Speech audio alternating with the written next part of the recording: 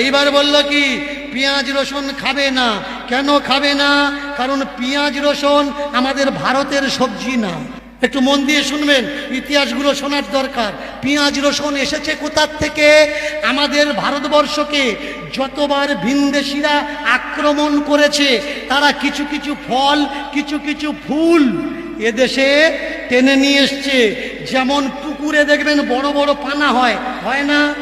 এই পানাটা কিন্তু আমাদের ভারতের পানা না, বিদেশ থেকে ভারতে আনা।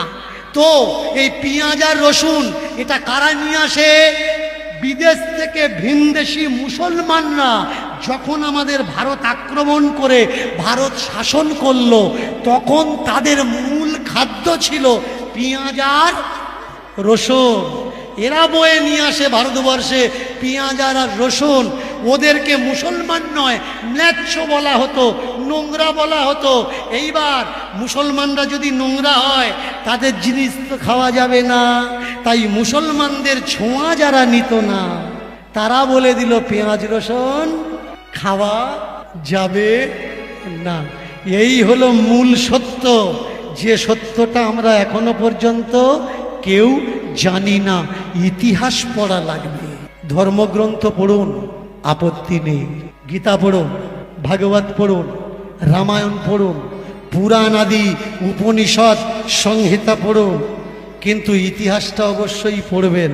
আপনি যদি আপনার ইতিহাস না জানেন, তো আপনি কিচ্ছু জানেন না। সব থেকে বড় আলো কি? সব থেকে বড় আলো হলো শিক্ষা। যার কাছে শিক্ষা আছে তার কাছে সব আছে।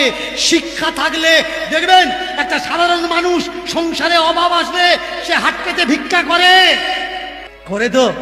কিন্তু একটা লেখাপড়া মানুষ, তার ঘরে যদি অভাব আসে, সে কারোর কাছে চাইতে পারবে না। কেন না? তার ভিতরে শিক্ষা আছে।